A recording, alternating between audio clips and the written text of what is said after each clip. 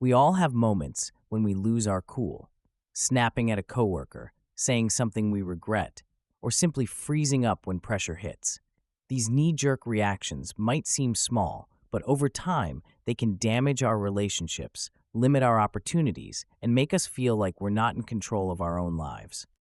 But what if staying calm and making better choices wasn't just a lucky accident, but a real skill anyone can learn? What if instead of being swept away by stress or anger, you could pause, clear your head, and respond in a way you'd actually feel proud of, right in the heat of the moment? This book was written to help you do exactly that. The Power of Not Reacting is a hands-on guide to taking back control of your emotions, even if you've always struggled with keeping your cool. Inside, you'll find simple tools, step-by-step advice, and plenty of real-life examples. I'll walk you through how to recognize those moments when your emotions start to take over and how to catch yourself before you're swept up in them. You'll learn how to build in just enough pause to give yourself room to think, how to calm your mind and body quickly, whether you're arguing with someone or just feeling overwhelmed, and how to put your feelings into words so they stop running the show. We'll also get practical about setting boundaries and speaking your mind in ways that don't make things worse, and you'll start to see how over time these small changes can help you build a reputation for steadiness and calm, both at work and at home. You don't need years of therapy or meditation to start seeing results.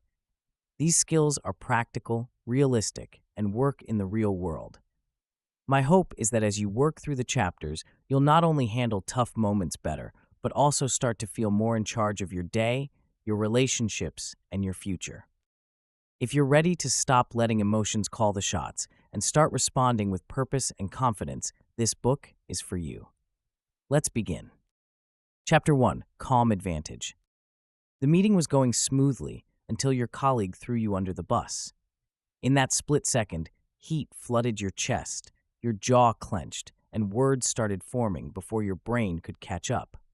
You fired back with a sharp retort that felt satisfying for exactly 3 seconds, until you saw the room's reaction. Another reputation ding, another cleanup conversation, another night replaying what you should have said instead. This moment, that gap between trigger and response, is where your career gets made or broken. Most people collapse that gap into a reflex, letting their amygdala hijack their executive function. But what if you could widen that gap? What if you could choose your response instead of defaulting to your worst impulses? That's the calm advantage, and it's the difference between leaders who thrive under pressure and those who flame out despite their talent. The daily hijack. Your emotional triggers are stealing your choices dozens of times per day. An email with a passive-aggressive tone, a deadline moved up without consultation, a comment that questions your competence. Each one activates the same primitive circuit. Your brain detects threat, floods your system with stress hormones, and narrows your options to fight, flight, or freeze. The amygdala, your brain's alarm system, doesn't distinguish between a saber-toothed tiger and a snarky Slack message. It floods you with urgency, making everything feel like a crisis that demands immediate action. Your prefrontal cortex, the part responsible for planning and impulse control, goes offline. Words outrun wisdom. You react first, think second, and regret third. The outcome is always the same: damaged trust, sloppy decisions, and wasted time cleaning up the mess. You send the email you wish you could unsend. You escalate the conflict instead of resolving it. You lose credibility in the moment when you most need to project strength. Reactivity is a performance tax paid in reputation, and the bill compounds daily. The hidden performance tax. Here's what most people miss. Reactivity doesn't just cost you in the moment. It reshapes your entire trajectory. Every time you let a trigger control your response, you're training your brain that speed matters more than accuracy. You're reinforcing a pattern that narrows your options and trades long-term wins for short-term emotional relief. This becomes your identity. I'm hot-headed. I speak my mind. I don't have a filter. These aren't personality traits. They're learned patterns that lock you into predictable loops. People start managing around your volatility. They withhold information, avoid difficult conversations, and route critical decisions through someone more stable. You plateau despite your talent because your emotional operating system caps your ceiling. The cruel irony is that reactive people often see their impulsiveness as authenticity or strength. They confuse speed with decisiveness, volume with authority, but true strength is choosing your response. True authenticity is aligning your actions with your values, not your impulses. The compound effect of control. Imagine a different trajectory. What if you could install a reliable pause between trigger and response? What if you could stay composed when others lose their cool, make cleaner decisions under pressure, and be known as the steady one in the room? The benefits compound quickly. Weekly, you'd see fewer blowups and faster pivots when plans change. You'd recover from setbacks without the emotional hangover that usually follows. Quarterly, you'd notice cleaner negotiations and steadier presence during high-stakes presentations. People would start seeking your input during crises because they trust your judgment under fire. Yearly, this becomes a trust flywheel. Reliability attracts responsibility. Responsibility multiplies influence. You become the person others turn to when decisions matter, when stakes are high, when someone needs to stay calm and think clearly. Your career accelerates not because you're the smartest person in the room, but because you're the most composed. Time becomes your ally instead of your enemy. When you buy yourself even 5 seconds before responding, you buy accuracy. Better accuracy compounds into better outcomes. Better outcomes compound into better opportunities. People route critical paths through you because they know you won't let emotion derail important work. The cost of inaction. But if you don't address this pattern, it hardens. Triggers multiply as stress increases. Your threshold for reactivity drops. What used to require a major provocation now happens with minor friction. Small workplace disagreements become chronic conflicts. Colleagues start walking on eggshells around you, which only increases your isolation and frustration. You begin rationalizing reactivity as honesty or passion. At least I'm authentic. I tell it like it is. But authenticity without control is just emotional incontinence. Others adapt around your volatility by sharing less, collaborating less, and trusting you with fewer high-stakes situations. You get passed over for promotions not because you lack skills, but because leadership requires emotional regulation under pressure. The stagnation spiral accelerates. You blame others for being too sensitive or political instead of recognizing that your inability to manage your emotional state is limiting your impact. Meanwhile, less talented but more composed colleagues advance past you. They get the challenging assignments, the leadership roles, the opportunities to shape outcomes. You plateau despite your capabilities because your emotional volatility makes you a liability in crucial moments. Your first wins. By the time you finish this book, you'll have a usable gap between trigger and response. You'll be able to install a deliberate 5 to 15-second pause on demand, even in heated moments. You'll label your emotional state with precision, not just frustrated, but irritated at level 6 because my criteria weren't clear, which immediately shrinks the problem and points toward a solution. Most importantly, you'll deliver one calm script in a tense moment instead of defaulting to your worst impulses. You'll have identified your top 3 triggers and paired each with a default pause and response. This isn't about becoming emotionless. It's about becoming emotionally intelligent. You'll feel everything, but you'll choose what to do with those feelings. You'll start logging outcomes to reinforce learning. Each time you catch yourself before reacting, each time you choose a measured response over an impulsive one, you're rewiring your brain's prediction about what happens when you're triggered. Instead of, when challenged, I attack, your new pattern becomes, when challenged, I pause. The 7-move system. The path forward involves 7 interconnected moves that transform reactivity into deliberate choice. You'll learn to detect triggers before they hijack your system. You'll create a reliable pause that buys you time and space. You'll label emotions precisely to reduce their intensity and guide your response. You'll stabilize your body to keep your thinking brain online. You'll reframe situations to see options instead of threats. You'll choose calm scripts that protect your dignity while moving conversations forward. And you'll practice until these moves become automatic. This isn't theory, it's a practical system with built-in exercises you can use immediately.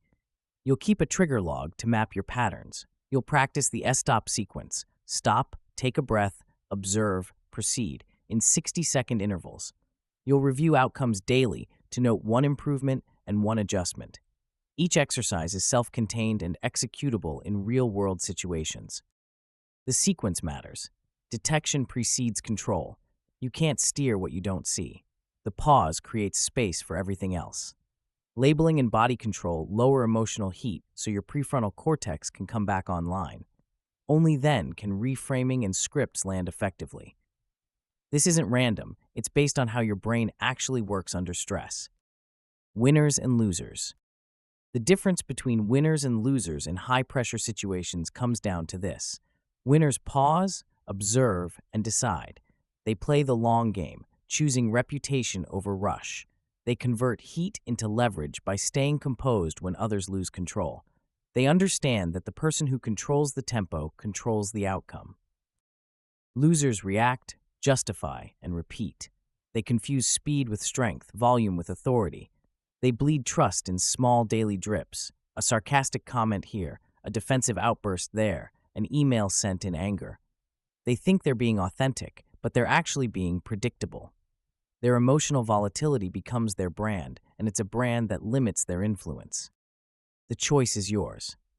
You can continue letting triggers control your responses, or you can learn to control your responses to triggers. You can keep paying the performance tax of reactivity, or you can develop the calm advantage that separates leaders from followers. But here's what most people don't realize about their triggers. They're not random. There's a hidden pattern to what sets you off, and once you map that pattern, you can predict and prevent most emotional hijacks before they happen. In the next chapter, we'll expose the reactivity trap and show you exactly how to escape it. Before we continue, make sure to subscribe to Grow to the Top and activate notifications to receive more self-improvement tips that will supercharge your growth. And make sure to give this video a thumbs up and share it with your friends. It really helps the channel grow.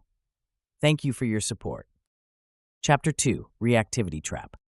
You think you know what sets you off. Ask most people about their triggers, and they'll give you the obvious answers. Rude people, unfair criticism, being interrupted. But here's the trap. These surface-level explanations miss the real pattern. Your triggers aren't random events that happen to you. They're a predictable system that's been quietly running your life, and until you map that system with surgical precision, you'll keep falling into the same emotional potholes. The reactivity trap isn't just about losing your temper. It's about losing your choices. Every time you react instead of respond, you're reinforcing a neural pathway that makes the next reaction more likely. Your brain learns that when certain conditions are met, you bypass thinking and go straight to action. This automation feels efficient in the moment, but it's actually stealing your power to influence outcomes. What makes this trap so insidious is that it rewards itself. When you snap back at someone who challenges you, you get immediate relief from the tension. When you fire off that sarcastic email, you feel vindicated for about 30 seconds. Your brain registers this as success and files the pattern away for future use. The problem is that short-term relief creates long-term problems. And most people never connect the dots between their reactive moments and their stalled careers. The hidden cost calculator. Most professionals dramatically underestimate what reactivity costs them. They see the obvious damage, the awkward apology, the tense follow-up meeting, but they miss the compound effects. Every reactive moment creates ripples that extend far beyond the initial incident. When you respond defensively to feedback, you don't just damage that conversation. You train your manager to be more careful about what they share with you. When you interrupt colleagues with corrections, you don't just win that point. You teach them to exclude you from brainstorming sessions where half-formed ideas get tested. When you send emails with an edge, you don't just express frustration. You create a reputation for volatility that follows you into every future interaction. The real cost isn't the moment, it's the opportunities that never come your way because people have learned to route around your reactivity. They stop bringing you into sensitive conversations. They hesitate to give you stretch assignments that require steady judgment under pressure. They promote someone else who might be less talented but more emotionally reliable. This creates a vicious cycle.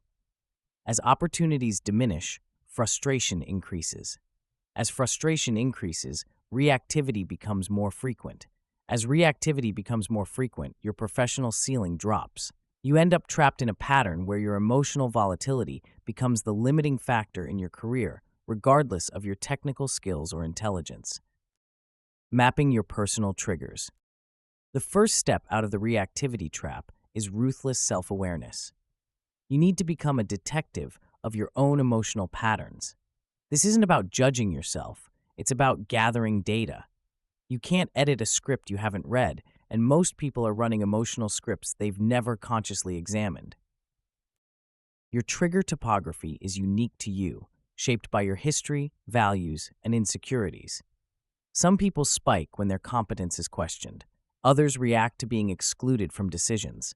Still others lose composure when they feel disrespected or dismissed. The specific triggers matter less than your ability to predict them. Start paying attention to the early warning signs your body gives you. Your jaw might clench before you even realize you're annoyed. Your chest might tighten when someone challenges your idea. Your hands might form fists when you feel cornered. These physical tells are your early warning system, but only if you learn to read them. The urges that follow are equally predictable. Some people's default is to interrupt and correct. Others withdraw and shut down. Still others launch into defensive monologues that make everything worse. Once you identify your pattern, you can catch it earlier in the sequence and choose a different response. The dangerous myths. 3 myths keep people trapped in reactive patterns. The first is the honesty myth. I'm just being authentic. This confuses emotional incontinence with integrity. True honesty requires control, the ability to deliver difficult truths in ways that can be heard and acted upon. Blurting out your first reaction isn't honesty, it's laziness disguised as virtue. The second myth is the speed myth. Fast responses show strength. In reality, speed without clarity creates more work, not less. When you react quickly without thinking, you often miss the real issue and have to circle back multiple times. Strategic delay isn't weakness, it's power. The person who controls the tempo of a conversation often controls its outcome. The third myth is the helplessness myth. I can't help it, that's just how I am. This treats learned patterns as fixed personality traits. But reactivity is a habit, and habits can be changed.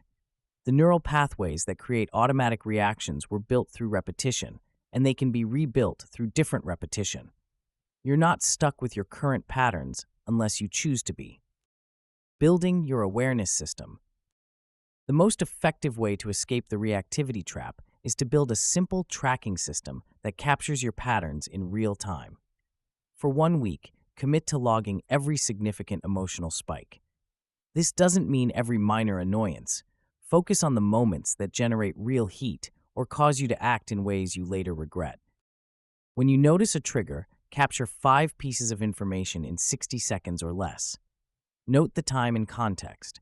Identify the specific cue that set you off. Was it a tone of voice, a particular phrase, a type of situation? Record the physical sensation you felt first, the tightness, heat, or tension that signaled the beginning of the reaction. Write down the urge that followed, to defend, attack, withdraw, or prove a point. Finally, note what you actually did and what happened as a result. After a week of data collection, patterns will emerge.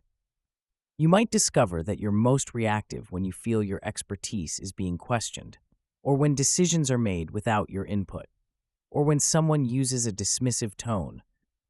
These insights aren't just interesting, they're actionable intelligence you can use to predict and prevent future reactions. Tag your triggers by theme to see the deeper patterns. Status threats, uncertainty, disrespect, and exclusion are common categories, but your personal mix will be unique. Once you identify your top 3 high-cost triggers, you can start building specific strategies for each one. Installing friction points. Awareness alone isn't enough. You need to insert friction into your reactive patterns. This means creating small obstacles that slow down your automatic responses and create space for choice. The goal isn't to eliminate emotion, but to prevent emotion from bypassing your judgment. Set up environmental cues that remind you to pause. Put a phrase on your phone's lock screen. Pause. Label. Choose. This simple reminder can interrupt the automatic sequence from trigger to reaction. When you reach for your phone to fire off an angry text, you'll see the cue and remember your commitment to respond rather than react. Create default templates for situations that typically trigger you. If you know that certain types of emails make you defensive, draft neutral responses in advance. Having a script ready removes the pressure to improvise when your emotions are high. You can always customize the template, but starting with a calm foundation prevents you from saying something you'll regret. Use physical anchors to trigger your pause response. Twist your ring, tap your pen, or touch your watch when you feel the first signs of reactivity. These small actions can interrupt the automatic sequence and remind you to engage your thinking brain before responding. The transformation timeline. As you implement these awareness and friction strategies, you'll see results in predictable stages. Initially, you'll notice triggers during the emotional surge. You'll catch yourself mid-reaction and think, "There I go again." This feels frustrating, but it's actually progress. Awareness during the event is the first step toward awareness before the event. With consistent practice, you'll start catching triggers before they fully activate. You'll feel the initial physical sensation and recognize it as a warning sign. This gives you a crucial window to choose your response instead of defaulting to your pattern. You'll avoid one regrettable reply per day, which compounds into significant relationship and reputation improvements over time. The excellent outcome is catching triggers before they even create emotional charge. You'll recognize the situational cues that typically set you off and proactively manage your response. You'll downgrade your tone in multiple conversations per day, and others will start noticing your increased steadiness. Colleagues will begin seeking your input during tense situations because they trust your judgment under pressure. The best outcome is becoming proactive rather than reactive. You'll start designing your environment to minimize triggers, setting agendas that prevent certain conflicts, timing difficult conversations when you're at your best, and preparing scripts for predictable challenges. Conflicts will convert into decisions because you'll stay focused on outcomes rather than getting pulled into emotional dynamics. Common pitfalls and fixes. Several predictable obstacles can derail your progress. The first is vagueness in your tracking. Entries like bad day or stressed don't provide actionable intelligence. Force yourself to identify specific cues and sensations. What exactly triggered the reaction? Where did you feel it in your body? What was the first thought that crossed your mind? The second pitfall is the shame spiral. When you start paying attention to your reactive patterns, you might be shocked by how often they occur. This can lead to self-criticism that makes the problem worse. Treat your logs as data, not evidence of personal failure. You're gathering intelligence to improve your performance, not building a case against yourself. The third pitfall is trying to track everything at once. This creates overwhelm and leads to abandoning the system entirely. Focus on your top 3 triggers only. Master awareness and control of these patterns before expanding to others. Depth beats breadth when you're rewiring automatic responses. The fourth pitfall is inconsistent tracking. Missing days breaks the pattern recognition process and reduces the system's effectiveness. Set a daily review time, perhaps 7 p.m., for a 2-minute reflection on the day's triggers and responses. Consistency in small actions creates dramatic results over time. But here's what most people don't realize about their reactive patterns. They're not just personal habits. They're actually contagious. spreading through teams and organizations in ways that can either elevate or sabotage entire groups. The next chapter reveals how to keep your thinking brain online when everyone around you is losing theirs, and why prefrontal control might be the most valuable skill you never learned in school. Chapter 3: Prefrontal Control. There's a moment in every high-stakes conversation when your brain makes a choice you're not even aware of. The criticism hits, the challenge comes, the pressure mounts, and in that instant, your prefrontal cortex either stays online or goes dark.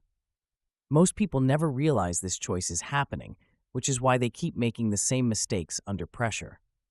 But once you understand how to keep your thinking brain engaged when emotions spike, you gain an almost unfair advantage in every situation that matters.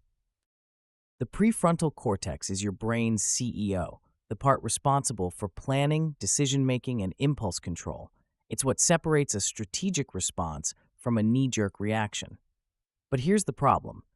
When your emotional alarm system detects threat, it can essentially shut down your CEO and hand control over to more primitive circuits. Suddenly, you're operating on autopilot, defaulting to whatever patterns you've practiced most, whether those patterns serve you or sabotage you. This isn't a character flaw. It's how human brains are wired. The same system that helped our ancestors survive immediate physical threats now activates when someone questions our judgment in a meeting. Your brain doesn't distinguish between a charging predator and a challenging colleague. Both trigger the same neurological response. Narrow your focus, speed up your reactions, and prioritize survival over strategy. When the lights go out. The signs of prefrontal shutdown are unmistakable once you know what to look for. Your vision literally narrows. You stop seeing peripheral information and focus intensely on the perceived threat. Your thinking becomes binary. Everything is either good or bad, right or wrong, with you or against you. The nuance and complexity that characterize good decision-making simply disappear. Words start rushing out before you've fully formed your thoughts. You feel an overwhelming urge to interrupt, correct, or defend yourself immediately.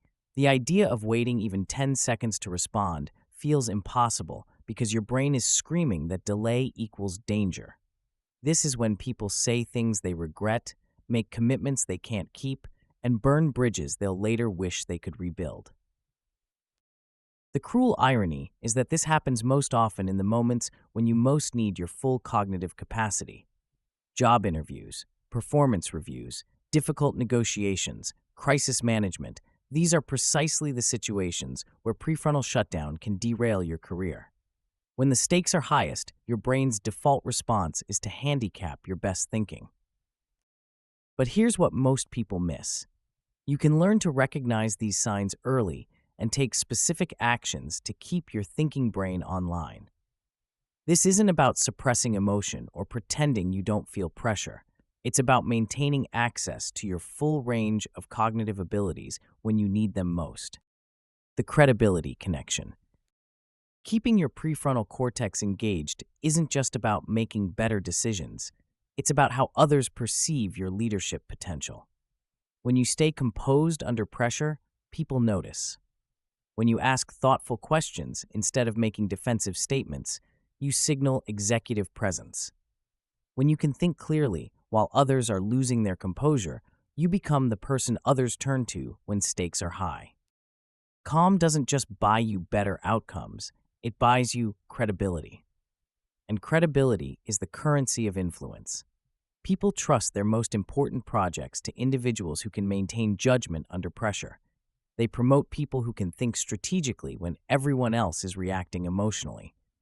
They seek advice from those who can see options when others see only problems.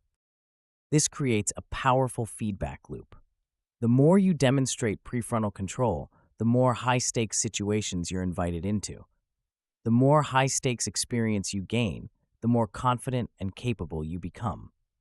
Your reputation for steady thinking under pressure becomes a career accelerator that opens doors others can't even see.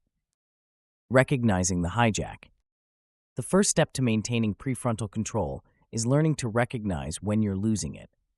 Your body gives you early warning signals. but most people are too caught up in the content of the situation to notice the process that's unfolding. Start paying attention to the physical sensations that precede mental shutdown. Heat is often the first indicator: a flush in your face, warmth in your chest, or a sudden spike in body temperature. Your breathing changes, becoming shallower and faster. Your muscles tense, particularly in your jaw, shoulders, and hands. These aren't just side effects of stress, they're your early warning system telling you that your brain is about to shift into survival mode. The cognitive signs follow quickly. You start thinking in absolutes. This person is completely wrong. This situation is totally unfair. This outcome is absolutely unacceptable. Your mental vocabulary shrinks to simple, emotionally charged words. Complex problems suddenly seem to have obvious solutions that everyone else is too stupid or stubborn to see. The urge to act immediately becomes overwhelming. Waiting feels like weakness. Considering multiple perspectives feels like betrayal of your position. The idea that you might be missing important information becomes literally unthinkable because your brain has narrowed its focus to confirming what it already believes. The dangerous myths. 3 myths prevent most people from developing effective prefrontal control. The first is the emotional suppression myth, the belief that staying calm means not feeling. This creates an impossible standard that leads to either emotional numbness or explosive outbursts when suppression fails. The truth is that emotionally intelligent people feel everything. They just don't let those feelings drive their behavior without conscious choice. The second myth is the meditation requirement, the idea that you need extensive mindfulness training or long daily practices to maintain composure under pressure. While these practices can be helpful, they're not necessary for basic prefrontal control. What you need are targeted 60-second interventions that work in real-world situations. Consistency matters more than duration. The third myth is the logic versus emotion fallacy, the belief that rational thinking requires eliminating emotional input. This misunderstands how good decisions actually get made. Emotion provides crucial information about what matters and what's at stake. Logic provides the framework for evaluating options and predicting consequences. The goal isn't to choose one over the other, but to integrate both effectively. The 2-step reset. The most reliable way to restore prefrontal function is a simple 2-step process that takes 60 seconds or less. The first step addresses your physiology. You need to downregulate the arousal that's hijacking your system. The second step addresses your cognition. You need to upregulate the appraisal processes that restore choice and perspective. Start with exhale heavy breathing. Breathe in for a count of 4, then breathe out for a count of 6. Repeat this pattern for 30 seconds. The longer exhale activates your parasympathetic nervous system, which counteracts the fight or flight response. This isn't mystical, it's basic physiology. Changing your breathing pattern changes your nervous system state, which changes your cognitive capacity. The second step involves shifting your gaze and engaging your verbal reasoning. Look away from the immediate situation, out a window, at the ceiling, or simply to a distant point in the room. This breaks the tunnel vision that accompanies emotional hijacking. Then whisper to yourself, "I choose pace." This simple phrase reminds your brain that you have options and activates the language centers that are part of your prefrontal cortex. After this 60-second reset, you have a choice. You can respond immediately if you have clarity about what to say, or you can buy more time with a simple phrase. "Let me consider that" gives you space to think. "I'll circle back at 3 p.m. creates a specific commitment that shows you're engaged but not reactive. "Can you clarify the outcome you want?" shifts the conversation from positions to interests and often reveals information that changes your response entirely. Fine-tuning your presence. Small adjustments to your physical presence can dramatically improve your ability to maintain prefrontal control. Lengthening your spine makes breathing easier and signals confidence to both yourself and others. When you sit or stand tall, you literally have more room for your lungs to expand, which supports the breathing techniques that keep you calm. Dropping your voice volume by one level forces you to slow down and speak more deliberately. It also has a calming effect on others, which reduces the overall emotional temperature of the interaction. When everyone else is getting louder and faster, the person who speaks quietly and slowly often gains the most attention and influence. Keep your first sentence short when you do respond. One clause, no qualifiers, no hedging. This prevents you from rambling while your thoughts are still organizing and ensures that your main point lands clearly. You can always add complexity in your second and third sentences once you've established your position. The transformation stages. As you develop prefrontal control, you'll notice improvements in predictable stages. Initially, you'll simply have fewer verbal stumbles and filler words when under pressure. Your speech will become cleaner and more direct. You'll notice reduced escalation in tense conversations because you're not adding fuel to emotional fires. With consistent practice, you'll start redirecting heated discussions toward problem solving. Instead of getting pulled into arguments about who's right or wrong, you'll ask questions that focus on outcomes and next steps. You'll sustain poise through challenging Q&A sessions and earn feedback from colleagues about your steady presence. The advanced stage is when you can deliver crisp performance under intense scrutiny, presentations to senior leadership, high-stakes negotiations, crisis management situations. You'll start setting the tempo for others, and they'll unconsciously match your pacing. You'll become the person others seek out during difficult situations because they trust your judgment under pressure. Common pitfalls and solutions. 3 problems commonly derail people's efforts to maintain prefrontal control. The first is overbreathing, which can cause dizziness and actually increase anxiety. Focus on making your exhale longer than your inhale, rather than taking bigger breaths. The goal is to activate your parasympathetic nervous system, not hyperventilate. The second pitfall is mental blanking. Your mind goes completely empty when you try to respond. This happens when you're putting pressure on yourself to say something brilliant immediately. Default to, "Let me consider that," and give yourself permission to think. There's no shame in taking time to formulate a thoughtful response. The third pitfall is getting pulled into power struggles where someone is trying to provoke a reaction. Lower your voice, ask a clarifying question about what outcome they're seeking, or simply time box a pause by saying, "Give me 30 seconds to think about this." These responses break the escalation cycle and often reveal that the other person's aggression comes from their own lack of prefrontal control. But maintaining your own composure is only half the battle. The real power comes from learning to create deliberate pauses that not only preserve your thinking capacity, but actually influence the entire dynamic of high-pressure situations. What you'll discover in the next chapter about the pause might surprise you. It's not just a defensive tool, but one of the most potent weapons in your influence arsenal. Chapter 4, The Pause. 5 seconds. That's all it takes to change the trajectory of a conversation, a relationship, or a career. Yet most people rush past this tiny window of opportunity as if their life depends on responding immediately. They treat silence like a vacuum that must be filled, urgency like a command that must be obeyed. But here's what they're missing. The pause isn't empty space. It's the most powerful tool in your emotional toolkit. The pause is where transformation happens. It's the gap between stimulus and response that Viktor Frankl wrote about, the space where freedom lives. But it's not just philosophical, it's intensely practical. Those 5 to 15 seconds can save you hours of cleanup conversations, damaged relationships, and reputation repair.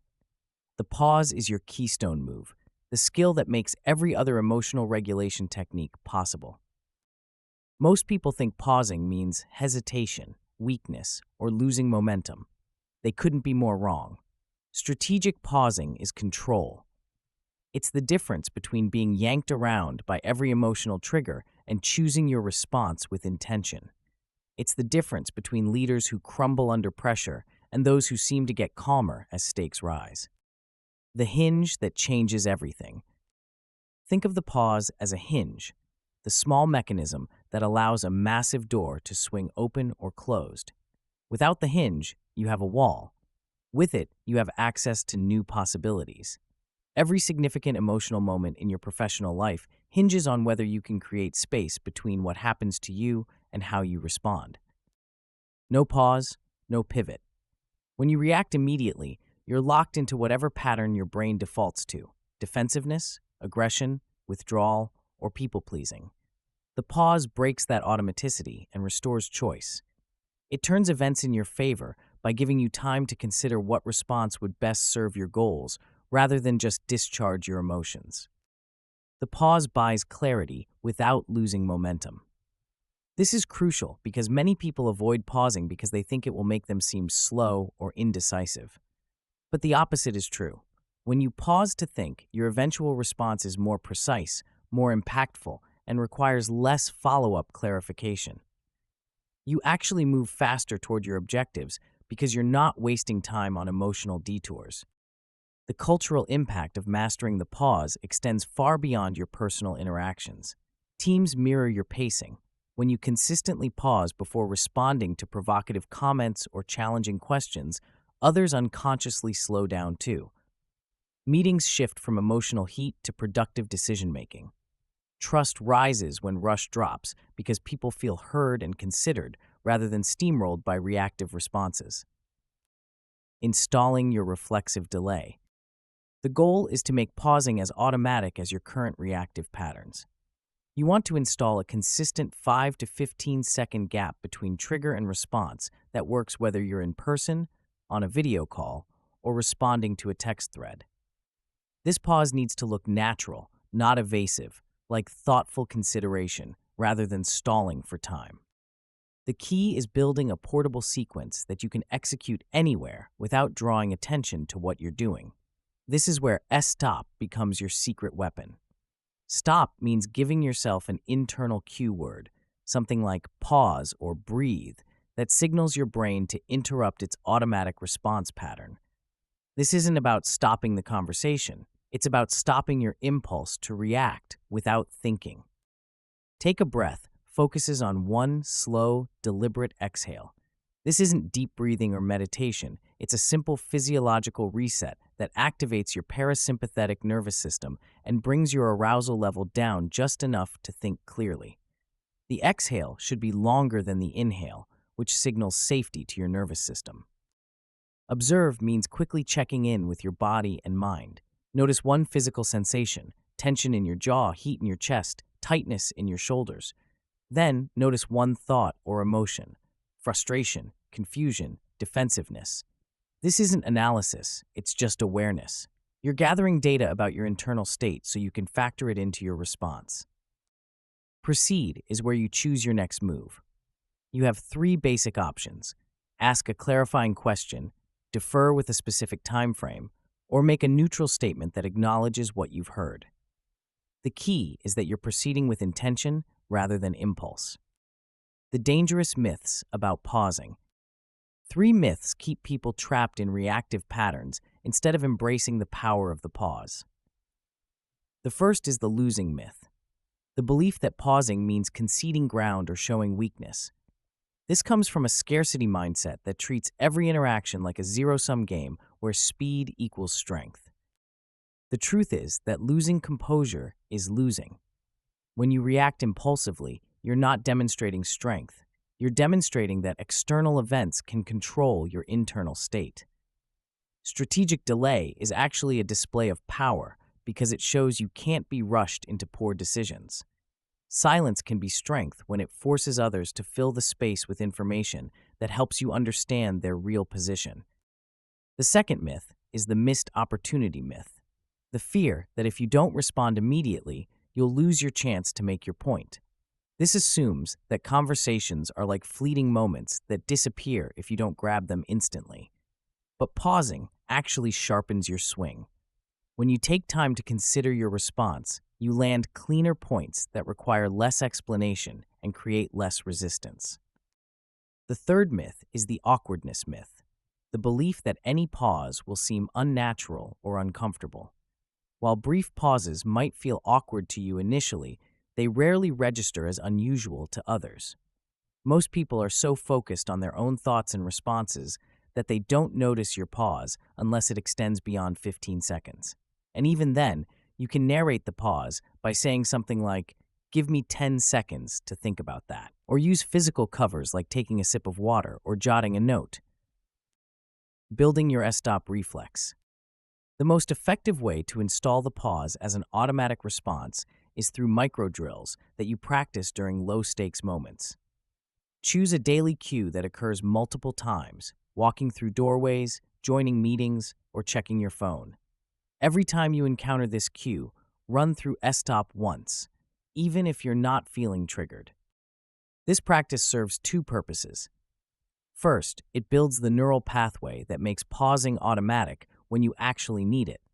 Second, it gives you multiple opportunities each day to notice the difference between reactive and responsive states.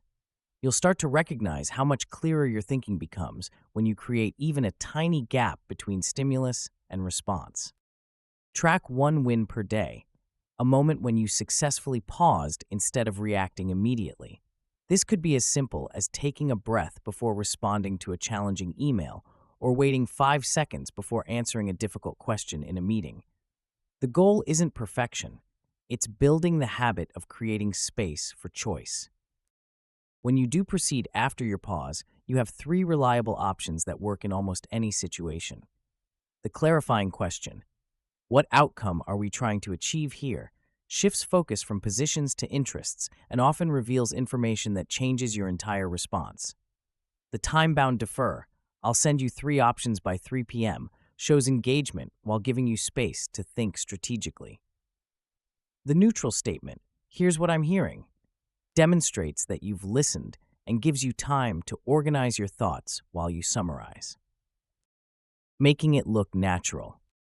The art of pausing lies in making it appear effortless and intentional rather than hesitant or evasive. Visual anchors help tremendously. Glancing at your watch, looking at your notebook, or checking the meeting agenda gives you a natural reason to pause while you run through S.T.O.P. These small actions provide social cover for your internal process. Physical actions can also mask your pause while supporting your physiological reset. Taking a sip of water, adjusting your posture, or putting down your pen gives you a few seconds to breathe and observe without seeming like you're stalling. The key is to make these actions look purposeful rather than nervous. Language cues help reinforce your internal commitment to pausing. Phrases like, "I choose pace," or "steady wins" remind you that controlling tempo is a strategic choice, not a sign of weakness. These internal mantras help you resist the pressure to respond immediately when others are trying to rush you into a reaction. The transformation timeline. As you develop your pausing skills, you'll notice improvements in predictable stages. Initially, you'll simply avoid one regrettable response per day. This might be the sarcastic comment you don't make, the defensive email you don't send, or the interruption you don't voice. You'll feel less yanked around by urgency and notice that emotional heat drops faster after difficult interactions. With consistent practice, you'll start redirecting tense moments into productive problem solving. Instead of getting pulled into arguments about who's right or wrong, you'll use your pause to ask questions that focus on outcomes and solutions. You'll set a calmer tempo in meetings and notice that others unconsciously match your pacing. Fewer follow-up conversations will be needed because your initial responses will be more thoughtful and complete. The advanced stage is when people start mirroring your cadence automatically. Conflicts become shorter because you're not adding emotional fuel to fires. You become trusted for steadiness in high-stakes situations and known for making clean calls under pressure. Your reputation shifts from reactive to responsive, from impulsive to thoughtful. Common pitfalls and quick fixes. 3 problems commonly derail people's efforts to master the pause. The first is rushing through S.T.O.P so quickly that the steps blur together. This defeats the purpose because you're not actually creating space for choice. Fix this by counting 3, 2, 1 during your exhale, which forces you to slow down and actually experience the pause. The second pitfall is overpausing to the point where you seem evasive or disengaged. If your pauses consistently extend beyond 15 seconds, people will start to wonder if you're paying attention or if you understand the question. Fix this by narrating longer pauses. Give me 10 seconds to think about this. Or, let me make sure I understand what you're asking. The third pitfall is forgetting to pause when emotions are actually running high. It's easy to remember S.T.O.P during practice sessions, but much harder when someone is challenging your competence or questioning your judgment. Fix this by making a pre-commitment. At the first sign of heat, I pause. Write this commitment on your phone's lock screen or in your notebook margin as a visual reminder. But mastering the pause is only the beginning. Once you can create space between trigger and response, you need to know what to do with that space. The next chapter reveals how the right words can literally change your brain chemistry and why label precisely might be the fastest way to transform overwhelming emotions into manageable data. Chapter 5. Label precisely. There's something almost magical about the right word at the right moment. You're sitting in a meeting, feeling that familiar surge of heat when someone dismisses your idea, and instead of letting that energy build into something destructive, you quietly think to yourself, I'm feeling dismissed, about a 7 out of 10, because my research wasn't acknowledged. Suddenly, the overwhelming storm becomes manageable weather. The emotion doesn't disappear, but it transforms from a force that controls you into information you can use. This isn't positive thinking or emotional suppression. It's precision, the ability to name exactly what you're experiencing so you can choose exactly how to respond. Most people live in emotional fog, using words like stressed, frustrated, or fine to describe complex internal states. But vague language creates vague responses. When you can't name what you're feeling with accuracy, that unnamed emotion drives your behavior from the shadows. The power of precise labeling lies in a simple neurological fact: naming tames. When you put specific words to your emotional experience, you activate regulatory circuits in your brain that literally reduce the intensity of what you're feeling. It's not magic, it's how your nervous system works. The same brain regions that process language also help regulate emotion, and engaging one strengthens the other. The clarity connection. If you can't name it, it drives you. This is the fundamental principle that separates people who get hijacked by their emotions from those who use emotions as information. Unnamed emotions operate like background programs on your computer, consuming resources, slowing performance, and occasionally causing crashes. But when you bring them into conscious awareness through precise labeling, you regain control over your mental processing power. Specific words reduce the emotional volume in ways that general terms simply can't. There's a world of difference between I feel bad and I feel disappointed because my expectations weren't met. The first label leaves you stuck in a vague negative state with no clear path forward. The second gives you actionable information. You know what you're feeling, why you're feeling it, and what might need to change. Clarity lets you select the right response instead of guessing. When you know you're feeling overwhelmed by competing priorities rather than just stressed, you can address the actual problem, perhaps by clarifying which priority takes precedence or negotiating a more realistic timeline. When you recognize irritation at being interrupted rather than general frustration, you can address the specific behavior that's bothering you rather than making broad complaints about respect or communication.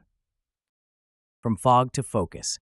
The journey from vague emotional awareness to precise labeling starts with expanding your emotional vocabulary beyond the basic few words most people rely on. Instead of defaulting to bad, you might discover you're actually feeling irritated, disappointed, overwhelmed, or concerned. Each of these words points to different causes and suggests different solutions. Adding intensity ratings transforms emotions from overwhelming forces into manageable data points. When you rate your frustration as a 6 out of 10, rather than just really frustrated, you immediately right-size your response. A 6 might warrant a direct conversation, while a 3 might just need a mental note, and a 9 might require stepping away to cool down first. The number gives you perspective and prevents you from treating every emotional spike as a crisis. Including a brief cause in your labeling creates a bridge between feeling and action. I'm feeling excluded, about a 5 out of 10, because I wasn't included in the planning meeting, gives you everything you need to respond appropriately. You know what you're feeling, how intense it is, and what triggered it. This clarity makes it much easier to decide whether to address the issue directly, let it go, or ask for clarification about future communication. But precise labeling goes beyond just naming emotions. It also involves creating distance between yourself and your thoughts through what psychologists call cognitive diffusion. Instead of thinking, I'm being ignored, you learn to think, I'm having the thought that I'm being ignored. This subtle shift transforms you from someone who is experiencing a reality into someone who is observing a mental event. And mental events, unlike realities, can be questioned, examined, and chosen. The dangerous myths.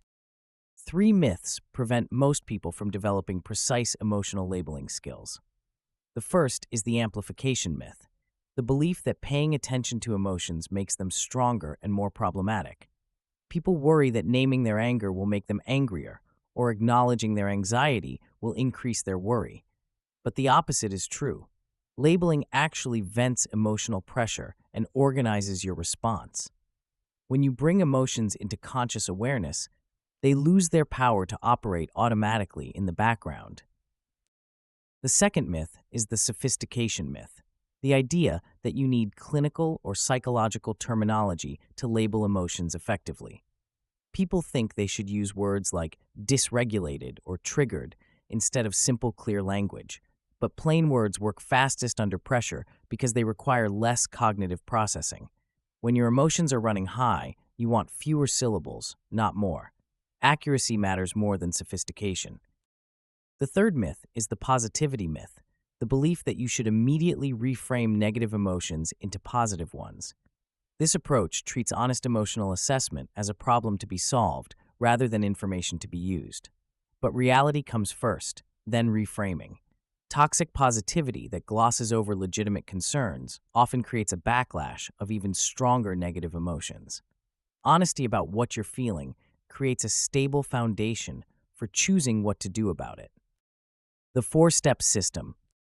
The most reliable way to develop precise labeling skills is through a simple 4-step process: state, scale, story, shift.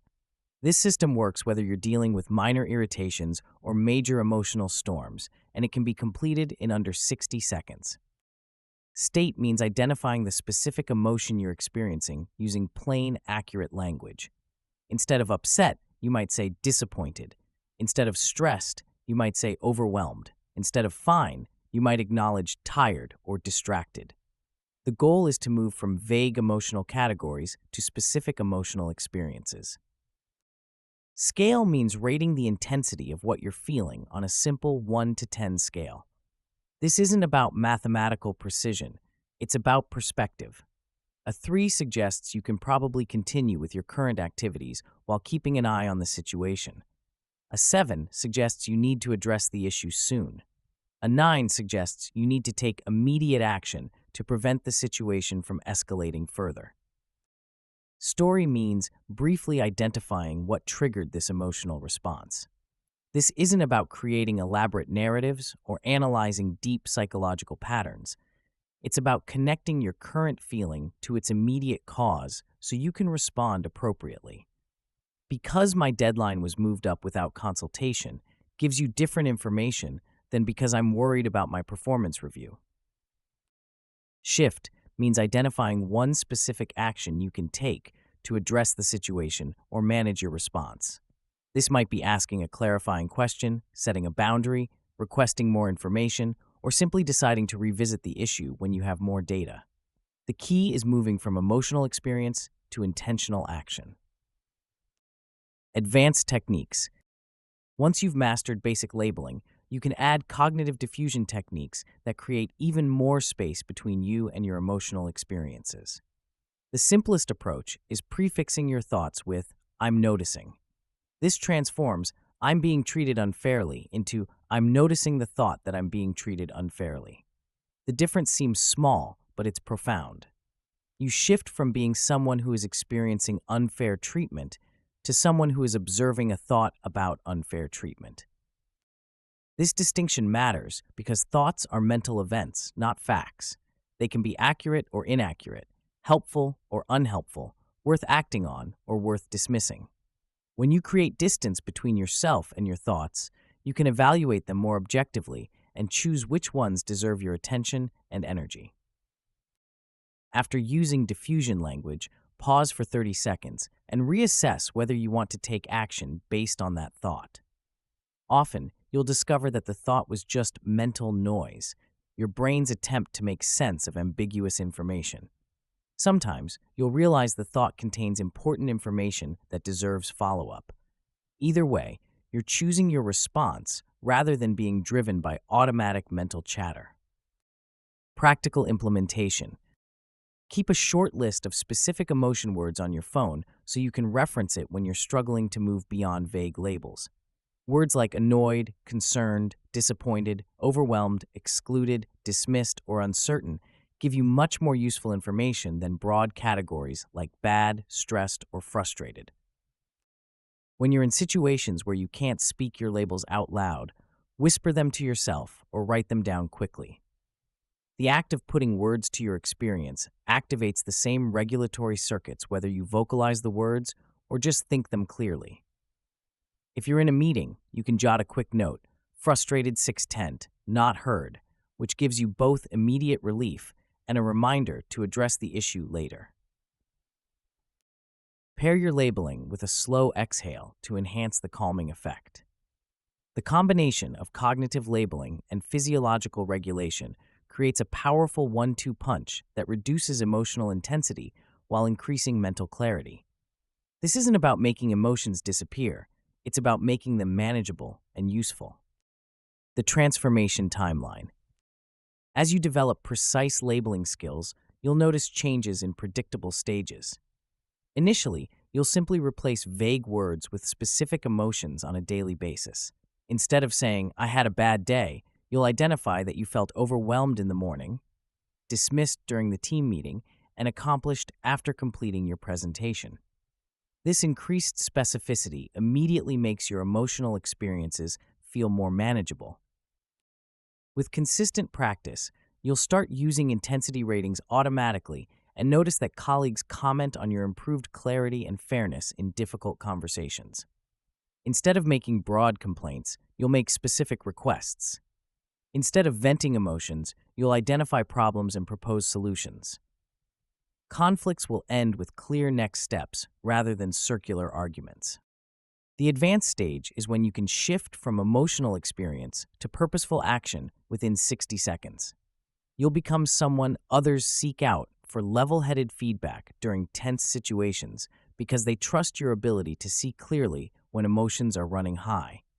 Your self-talk will become precise, brief, and empowering rather than vague, lengthy, and self-defeating. Common pitfalls and solutions. 3 problems commonly derail people's labeling efforts.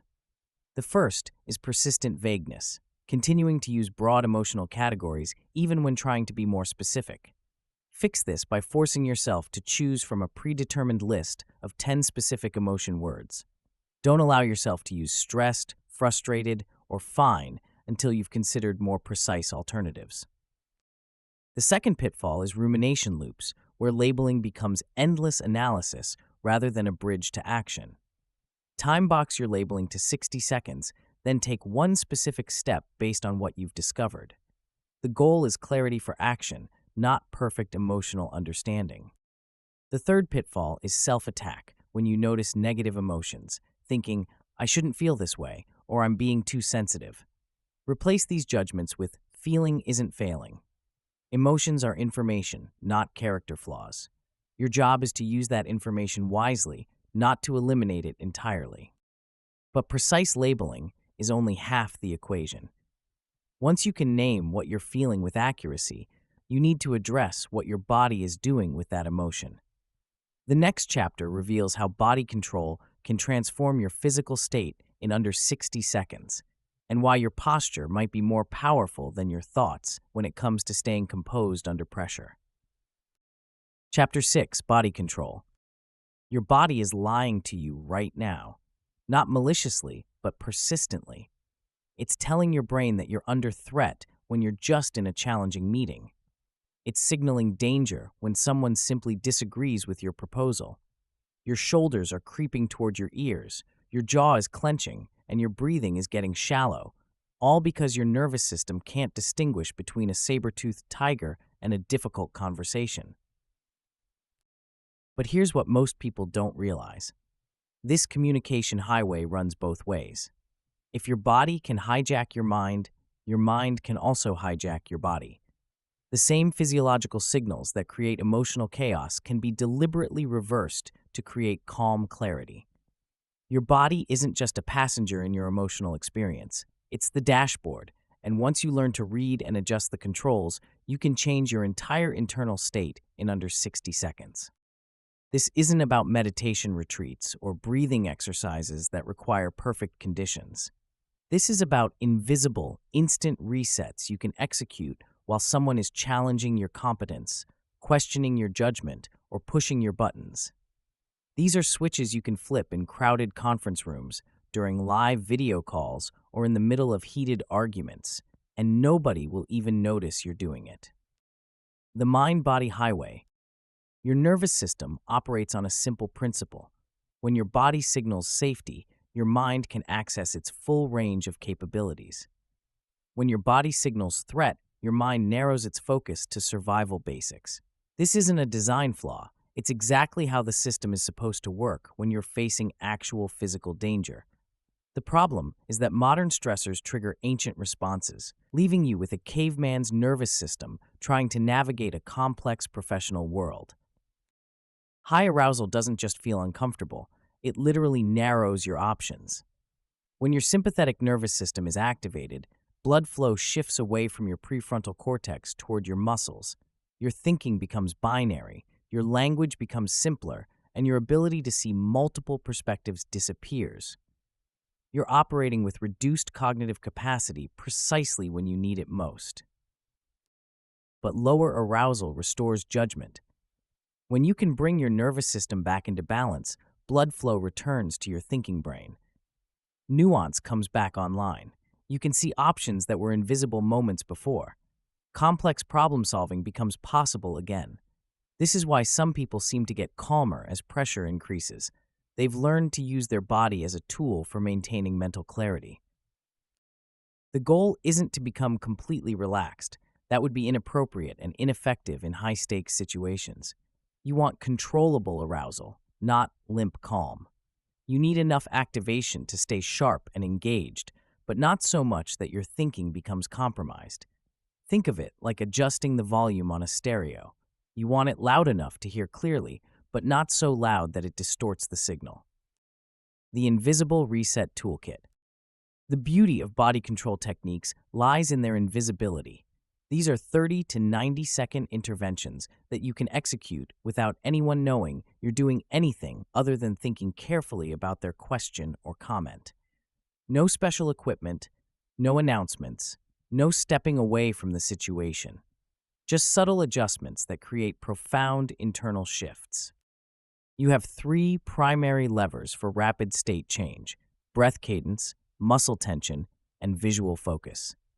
Each one directly influences your autonomic nervous system, and when used together, they can shift you from reactive to responsive in less time than it takes most people to formulate a defensive comeback.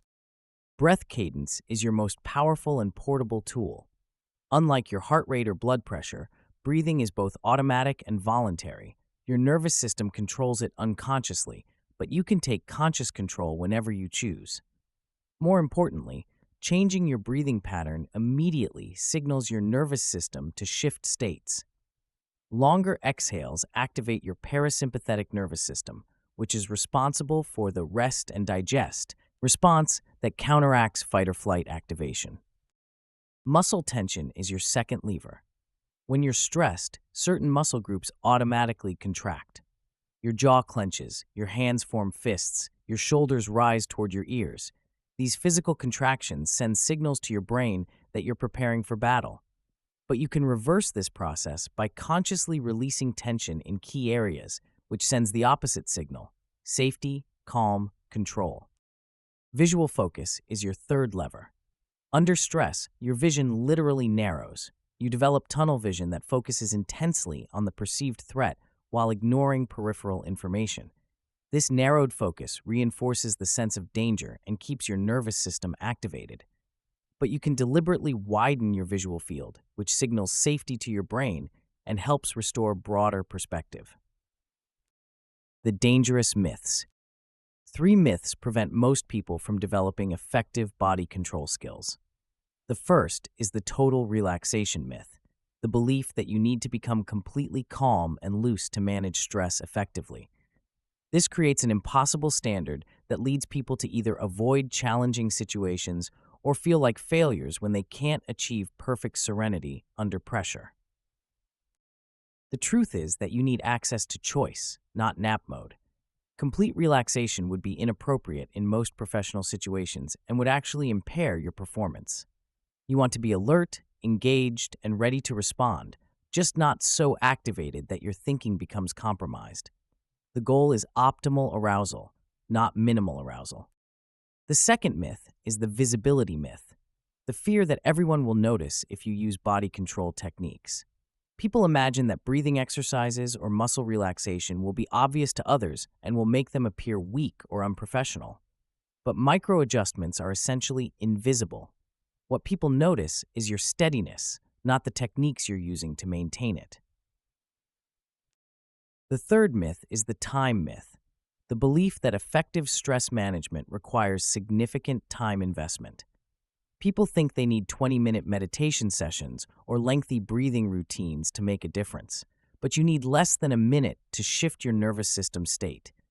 The techniques that work in crisis situations are fast, simple, and immediately effective. Not using them because you think you don't have time actually costs far more time later in cleanup conversations, damaged relationships, and reputation repair. The 3-lever system. Exhale heavy breathing is your foundation technique. Breathe in for a count of 4, then breathe out for a count of 6. Repeat this pattern 6 to 8 times while counting silently to maintain the pace. The longer exhale is crucial. It's what activates your parasympathetic nervous system and signals your body to shift from threat response to calm alertness. Don't try to breathe more deeply, just breathe more slowly. Big breaths can actually increase anxiety by triggering hyperventilation responses. Instead, focus on extending your exhale beyond your inhale. This simple ratio change is enough to shift your nervous system state without creating any visible signs that you're doing a breathing exercise. After 6 to 8 cycles, assess whether your speech feels steadier. This is your internal check. If you feel like you could speak without your voice shaking or rushing, you've successfully shifted your state. If not, continue for another few cycles. The goal is functional calm, not perfect relaxation. Jaw and hands release targets the muscle groups that hold the most stress and send the strongest signals to your nervous system. Unclench your jaw and let your tongue drop away from the roof of your mouth. This releases tension you might not even realize you're carrying and immediately signals safety to your brain. Uncurl your fingers and rest your palms flat on your legs or the table. Clenched fists and curved fingers are primal threat responses that keep your nervous system activated.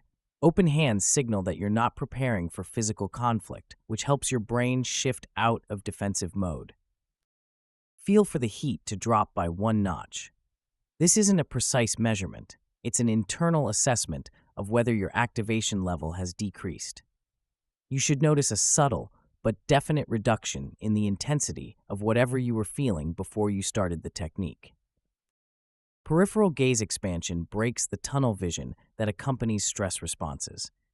Soften your eyes and deliberately widen your visual field to include your peripheral vision.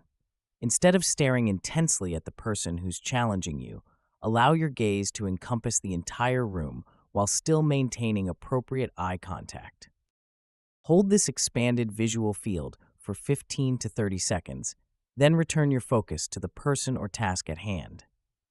This brief expansion is enough to signal your nervous system that you're not under immediate threat and helps restore broader perspective on the situation. Making it seamless. The key to effective body control is making these techniques feel natural rather than mechanical. Anchor your resets to regular activities like walking through doorways or joining meetings. Every time you encounter these cues, run through a quick body scan and make any necessary adjustments. This builds the habit of maintaining optimal arousal rather than waiting until you're already overwhelmed. Pair your techniques with natural social covers like taking a sip of water or adjusting your posture. These actions give you a reason to pause and reset without drawing attention to what you're actually doing. The sip of water masks the breathing technique, and the posture adjustment covers the muscle release. Stand or sit tall throughout these techniques. A longer spine makes breathing easier and projects confidence to others. When you slouch, you compress your diaphragm and make it harder to breathe effectively. Good posture supports both your physiological reset and your professional presence. The transformation timeline. As you develop body control skills, you'll notice improvements in predictable stages. Initially, you'll simply recover faster after emotional spikes. Instead of staying activated for hours after a difficult interaction, you'll be able to return to baseline within minutes. You'll notice fewer filler words when you're under pressure because your speech will be steadier and more controlled. With consistent practice, you'll maintain composure through increasingly tough exchanges. Your tone will soften even when you need to be firm, which makes your messages more likely to be heard and accepted. People will escalate less around you because your calm presence doesn't feed into emotional spirals. The advanced stage is when you can perform crisply under intense scrutiny, presentations to senior leadership, high-stakes negotiations, crisis management situations. You'll set the room's tempo rather than being pulled into others' emotional states. Your presence will be described as calm confidence, and you'll become the person others look to for stability during turbulent times. Common pitfalls and solutions. 3 problems commonly derail people's body control efforts. The first is overbreathing, which can cause dizziness and actually increase anxiety.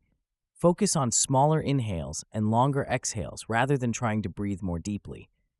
The goal is to change the ratio, not the volume. The second pitfall is forgetting to use these techniques when you actually need them. Pair your body control cues with the pause techniques from the previous chapter. When you notice a trigger, use that as your reminder to check in with your body and make any necessary adjustments. The third pitfall is sounding mechanical or flat after using calming techniques. Sometimes people overcorrect and end up speaking in a monotone that seems disengaged. Add one appreciative or acknowledging line before diving into your content, something like, "I appreciate you raising that concern," or "That's an important point to consider." But body control is just the beginning of managing your internal state. Once you can calm your nervous system and clear your thinking, you need to know where to direct that newly focused attention.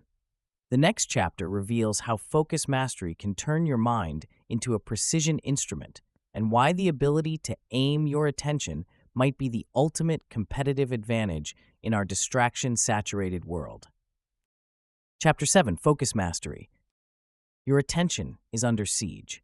Right now, as you read this, your brain is processing dozens of potential distractions. The notification that just buzzed, the conversation happening nearby, the worry about tomorrow's deadline, the irritation from this morning's email. Most people surrender to this chaos, letting their focus bounce from one urgent thing to another like a pinball. But attention isn't just what you think about, it's your steering wheel. Where your focus goes, your behavior follows, your energy flows, and your results emerge. The difference between people who thrive under pressure and those who crumble isn't talent, intelligence, or luck. It's the ability to aim their attention with precision when everything around them is designed to scatter it. Most professionals have never learned this skill, which is why they spend their days reacting to other people's priorities instead of advancing their own. They mistake being busy for being productive, confuse urgency with importance, and wonder why they feel exhausted despite accomplishing so little of what actually matters. Focus mastery isn't about concentration, it's about direction. It's not about staring harder at one thing, it's about steering your mental resources toward what serves your goals and away from what sabotages them. When you master this skill, provocations slide off you like water off glass. Distractions lose their power to derail your day. You become the person who stays locked on outcomes while others get pulled into emotional rabbit holes. The steering wheel principle. Your attention operates like the steering wheel of a car.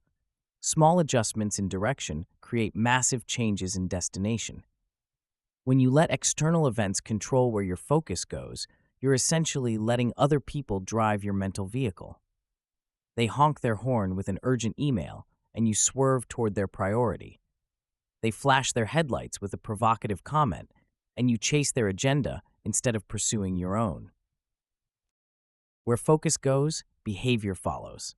This isn't metaphorical, it's neurological. Your brain literally moves resources toward whatever captures your attention. When you focus on problems, you get better at finding more problems. When you focus on solutions, you get better at creating them. When you focus on what's wrong with other people, you become more reactive. When you focus on what you can control, you become more effective. Unaimed attention feeds reactivity because it makes you vulnerable to every emotional hook in your environment. Someone criticizes your work, and your attention locks onto defending your reputation. A meeting goes off track, and your focus gets trapped in frustration about wasted time. A colleague makes a sarcastic comment, and your mental energy gets consumed by crafting the perfect comeback. Meanwhile, your actual priorities sit neglected while you burn cognitive fuel on things that don't advance your goals. But aimed attention feeds results. When you can consciously direct your focus toward outcomes, opportunities, and next steps, you become a force multiplier for everything you touch. Meetings become more productive because you keep steering conversations toward decisions. Conflicts resolve faster because you focus on solutions rather than blame. Projects move forward because you concentrate on what needs to happen next rather than what went wrong yesterday. The art of strategic disengagement. The first skill in focus mastery is learning to disengage from bait. Provocations work by hijacking your attention through novelty and perceived threat. Someone questions your competence, challenges your authority, or dismisses your contribution, and your brain automatically locks onto the threat. This is evolutionary programming. Your ancestors survived by paying immediate attention to anything that might be dangerous. But in modern professional environments, this automatic attention-grabbing mechanism works against you. The person who can bait you into an argument controls your mental resources. The colleague who can trigger your defensiveness has just stolen your focus from more important work.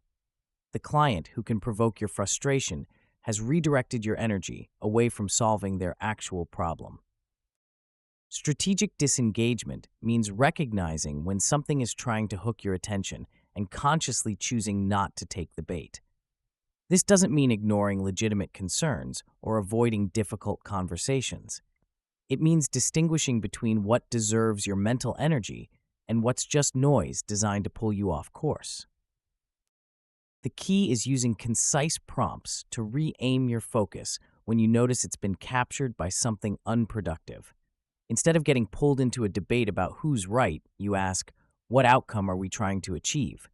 Instead of defending your past decisions, you redirect to what's the best path forward from here.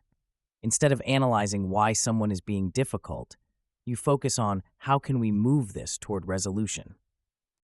These prompts work because they activate your prefrontal cortex, the part of your brain responsible for goal-directed behavior. When you ask outcome-focused questions, you literally redirect neural resources away from emotional processing and toward strategic thinking. Your brain follows your questions, so better questions create better focus. The power of perspective. One of the most powerful focus techniques is self-distancing, the ability to step outside your immediate emotional experience and view situations from a broader perspective. When you're caught in the heat of a moment, your attention narrows to the immediate threat or frustration. But when you can zoom out and see the bigger picture, options that were invisible become obvious. The simplest way to create this distance is switching to third-person self-talk. Instead of thinking, "I can't believe they said that to me," you think, "What should Alex do in this situation?" This small linguistic shift activates different neural networks, ones associated with wisdom and advice giving rather than emotional reactivity. Distance cools heat and boosts reasoning. When you think about your situation as if you were advising a friend, you automatically access more objective judgment. You're less likely to take things personally and more likely to see strategic options. The emotional charge that was clouding your thinking dissipates and clarity emerges. This perspective shift is particularly powerful when your ego is under attack. The moment someone questions your judgment, challenges your expertise, or dismisses your contribution, your attention naturally focuses on defending your self-image. But when you can step back and ask, "What would calm future me choose to do here?" you shift from ego protection to outcome optimization. The dangerous myths. 3 myths prevent most people from developing effective focus mastery.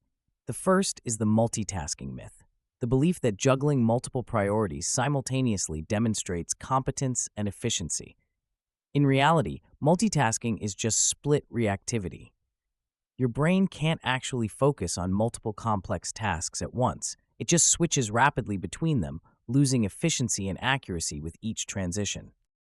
Under stress, this switching becomes even more costly. When your emotional arousal is high, your cognitive resources are already limited.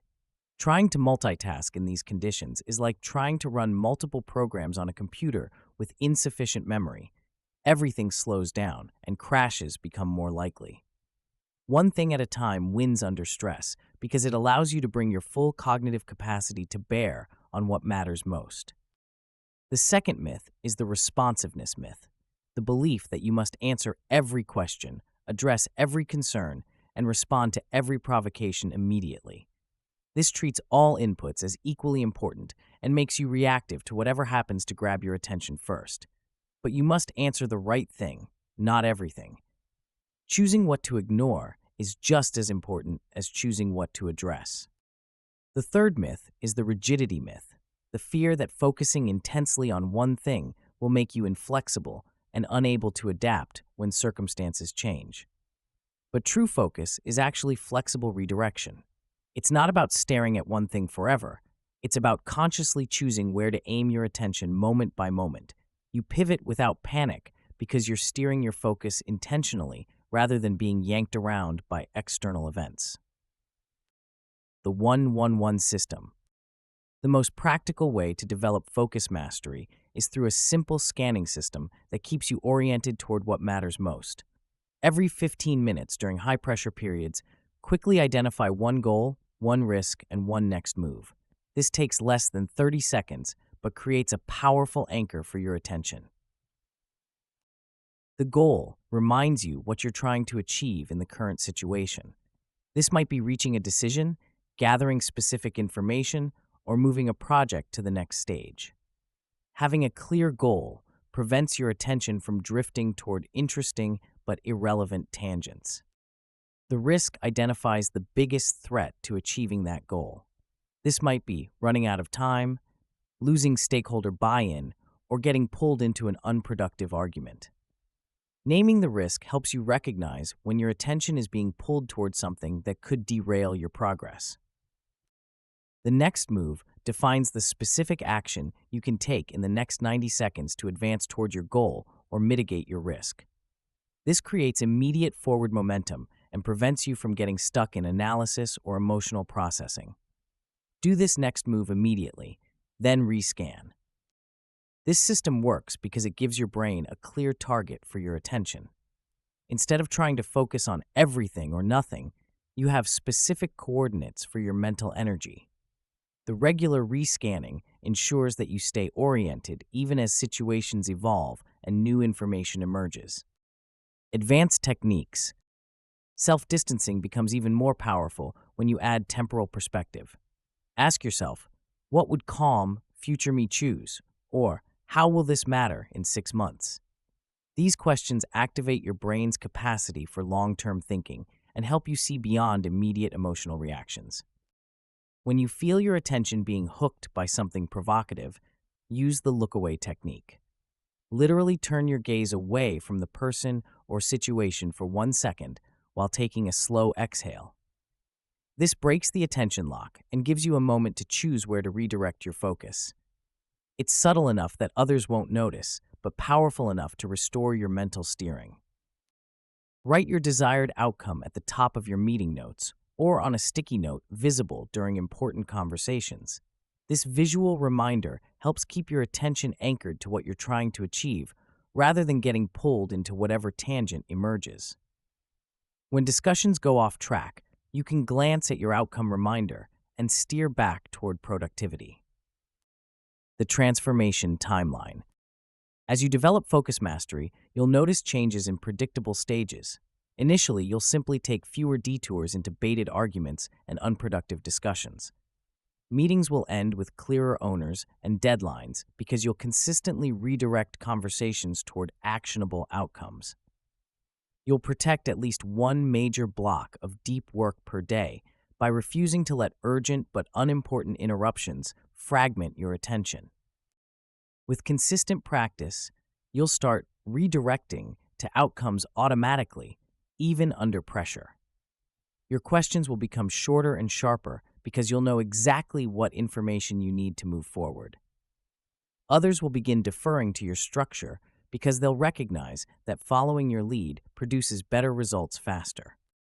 The advanced stage is when you become known for crisp, outcome-driven presence. Your team's signal-to-noise ratio will improve dramatically because you'll model focused behavior that others naturally mirror.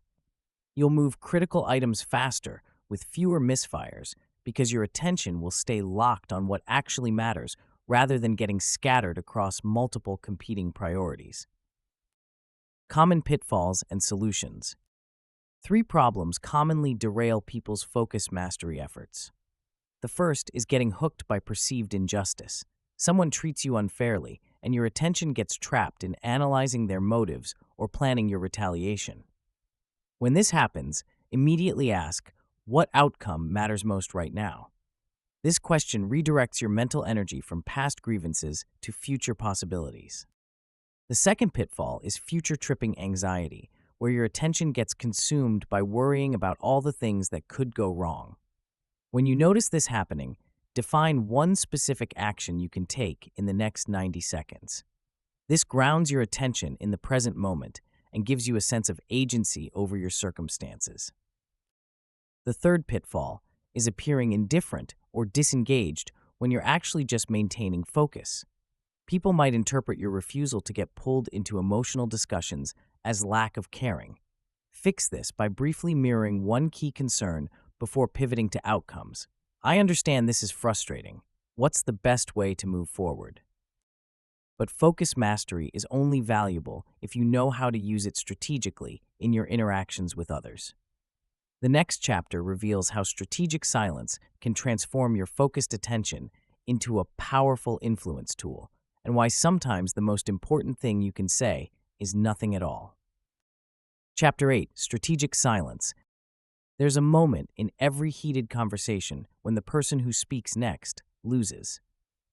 Not because they're wrong, but because they're reactive. They feel compelled to fill the silence, to defend their position, to have the last word.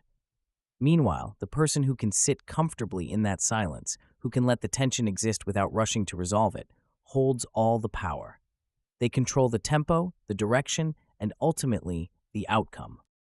Most people fear silence like they fear falling. They treat every pause as a vacuum that must be filled, every moment of quiet as evidence that they're losing ground. But silence isn't empty space, it's strategic territory. When you learn to use it deliberately, silence becomes one of your most powerful tools for influence, de-escalation, and control. It's not about being passive or withdrawn. It's about being so secure in your position that you don't need to defend it constantly.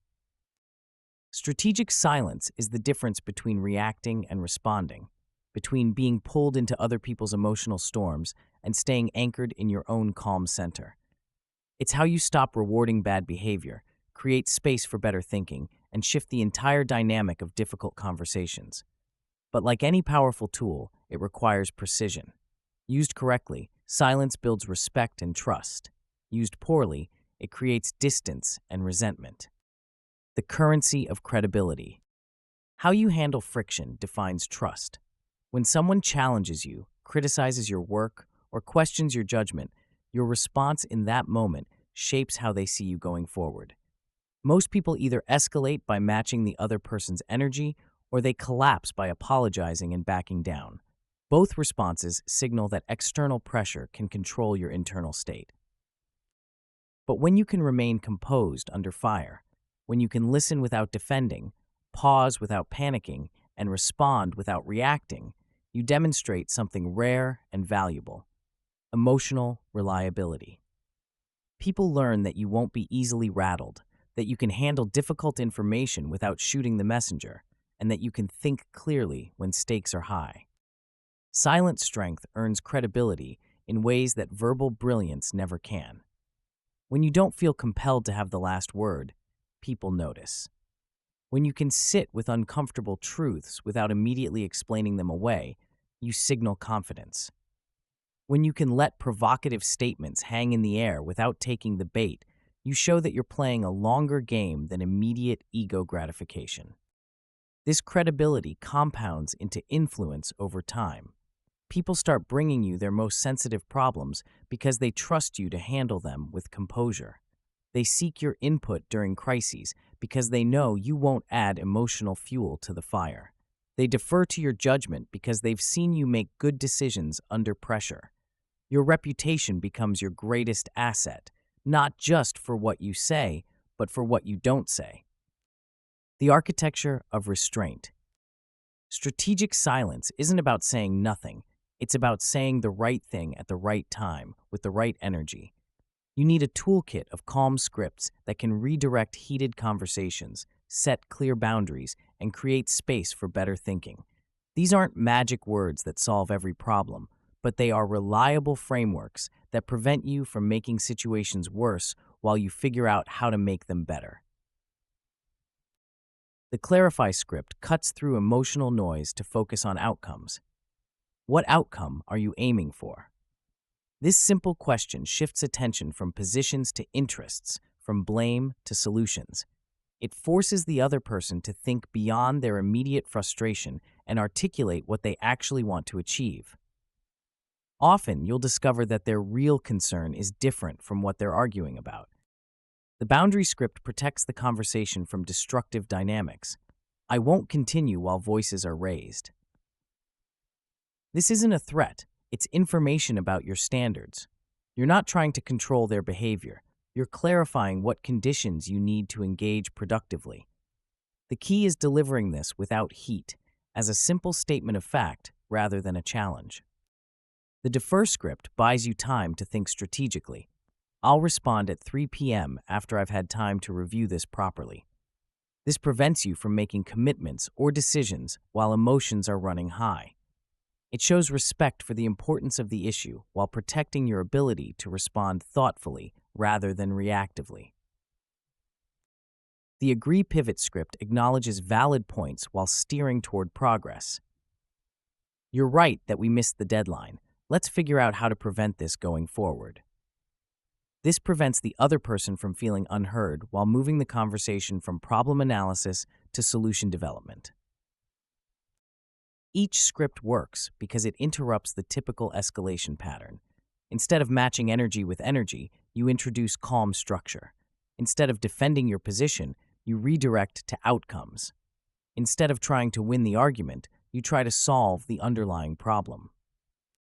The power of fire breaks. Emotional contagion is real. When one person gets activated, others unconsciously mirror that energy. Meetings spiral into chaos because someone brings anxiety and everyone catches it. Conversations become arguments because one person gets defensive and the other person matches their intensity. Teams become dysfunctional because emotional volatility spreads like wildfire through the group. But you can interrupt this contagion by creating fire breaks, deliberate pauses that prevent emotional energy from spreading. When someone comes at you with high intensity, you don't match it. You lower your voice, slow your pace, and create space between their energy and your response. This isn't about suppressing your emotions. It's about choosing not to amplify theirs. The key is resetting tone before resuming content. If someone is yelling about a missed deadline, you don't immediately start discussing project timelines. You first address the emotional temperature. I can see this is really important to you. Let's figure out the best way to handle it. Only after you've acknowledged their concern and lowered the heat do you move to problem solving. This approach works because it breaks the action-reaction cycle that keeps conflicts escalating. When you don't reward emotional intensity with emotional intensity, you remove the incentive for people to amp up their energy to get your attention. When you model calm engagement, you make it easier for others to access their own composure. The dangerous myths. 3 myths prevent people from using strategic silence effectively. The first is the concession myth, the belief that not responding immediately means you're agreeing with criticism or backing down from your position. This treats every conversation like a debate where silence equals surrender. But silence often increases your leverage by forcing the other person to fill the space with information that helps you understand their real position. When you don't rush to defend yourself, people often reveal more about their actual concerns, their constraints, or their decision-making process. They interpret your silence as thoughtful consideration rather than weakness, especially if you eventually respond with something substantive. You control the tempo of the conversation, which gives you significant influence over its direction and outcome. The second myth is the rudeness myth, the fear that setting boundaries or refusing to engage with destructive behavior is impolite or unprofessional. This confuses boundaries with barriers. Boundaries are actually clarity plus respect. They protect both parties by establishing conditions for productive interaction. When you say, "I want to address this properly, so let's schedule time when we can both focus," you're showing respect for the issue and the relationship. The third myth is the responsibility myth, the belief that you must fix other people's emotional states before you can make progress on substantive issues. This makes you reactive to everyone else's moods and gives them unconscious control over your behavior. You must steer behavior, not manage emotions. Acknowledge what people are feeling, then advance toward the goal. I understand you're frustrated. What's the most important thing to resolve first? The 4-script system. Your Clarify script works best when delivered with genuine curiosity rather than challenge. What outcome are you aiming for should sound like you're trying to understand their perspective, not questioning their logic.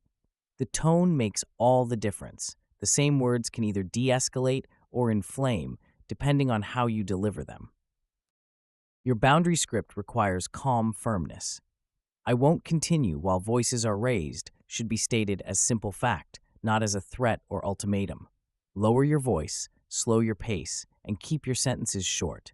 The goal is to sound unshakable rather than confrontational.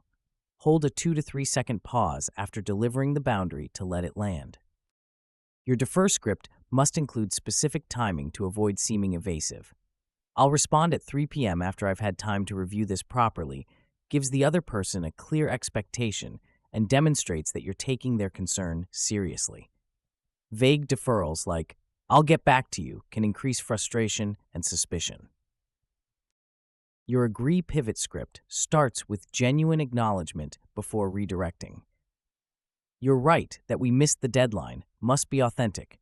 People can sense when you're just saying what you think they want to hear.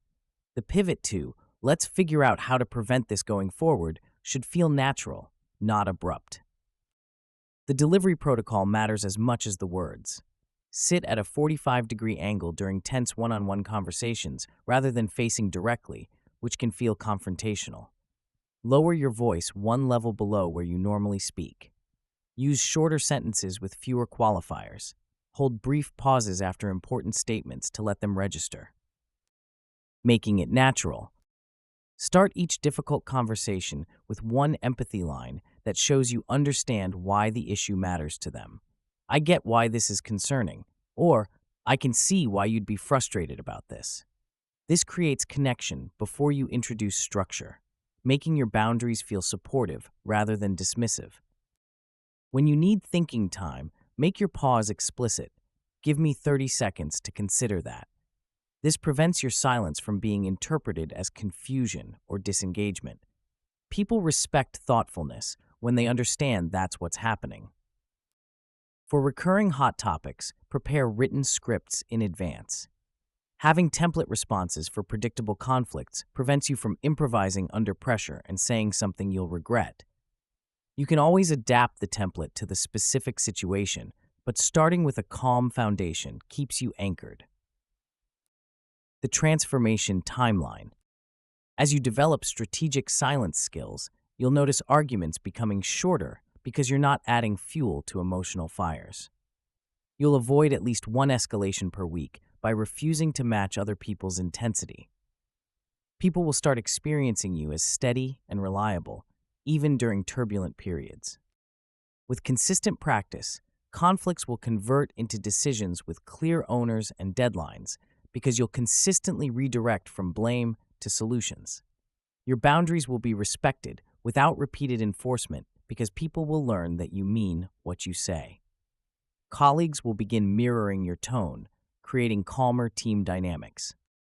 The advanced stage is when you set a cultural norm of composed problem solving. High-stakes conversations will stay constructive because you'll model the behavior you want to see. Your reputation will become poised, fair, unflappable, the person others turn to when situations get difficult and emotions run high. Common pitfalls and solutions. 3 problems commonly derail strategic silence efforts. The first is coming across as cold or uncaring when you're actually just maintaining composure. Fix this by adding empathy before boundaries. I understand this is frustrating, and I want to address it properly. I won't continue while voices are raised. The second pitfall is having your boundaries ignored or tested. Repeat your boundary once clearly, then exit briefly if it's violated again. I said I won't continue while voices are raised. Let's take 5 minutes and restart. Then actually leave for 5 minutes. This shows you're serious without being punitive. The third pitfall is others weaponizing silence against you, using your own techniques to manipulate or control conversations. Specify timing when this happens. I'll give you 20 seconds to think, then I need a response to move forward. This prevents silence from becoming a power struggle. But strategic silence is just one piece of a larger system. All the techniques you've learned, the pause, precise labeling, body control, focus mastery, and strategic silence, need to work together seamlessly under pressure. The final chapter reveals how to integrate everything into an unshakable emotional operating system that becomes as automatic as breathing, and why Keep the Edge might be the most important chapter you'll ever read about sustaining change. Chapter 9. Keep the Edge. You now possess something most people will never have, a complete system for controlling your emotions under pressure. Not suppressing them, not denying them, but directing them with the precision of a master craftsman. You've learned to detect triggers before they hijack your thinking, create pauses that save hours of cleanup, label emotions with surgical accuracy, calm your body in seconds, aim your focus like a laser, and use silence as a strategic weapon. But here's the truth that separates those who transform their lives from those who just collect techniques. Knowing what to do isn't enough. You need these moves to become so automatic that they happen without conscious effort, so integrated that they feel like breathing, so reliable that others can count on your composure even when they can't count on their own. This final chapter isn't about learning new skills. It's about forging them into an unbreakable emotional operating system that becomes your identity. Because calm isn't a mood you occasionally access when conditions are perfect. It's a method you deploy when conditions are terrible. It's who you are when everything is falling apart and everyone is looking to you for answers. Your emotional operating system. Think of everything you've learned as components of a sophisticated machine. The reactivity trap taught you to recognize the patterns that steal your choices. Prefrontal control showed you how to keep your thinking brain online when emotions spike. The pause gave you a reliable way to create space between trigger and response. Label precisely transformed overwhelming feelings into manageable data. Body control provided instant resets for your nervous system. Focus mastery turned your attention into a precision instrument. Strategic silence became your tool for influence and de-escalation. Individually, each technique is powerful, but when they work together as an integrated system, they create something extraordinary. The ability to choose your response to any situation, no matter how provocative, unexpected, or high stakes. This isn't about becoming emotionless. It's about becoming emotionally intelligent. You feel everything, but you choose what to do with those feelings.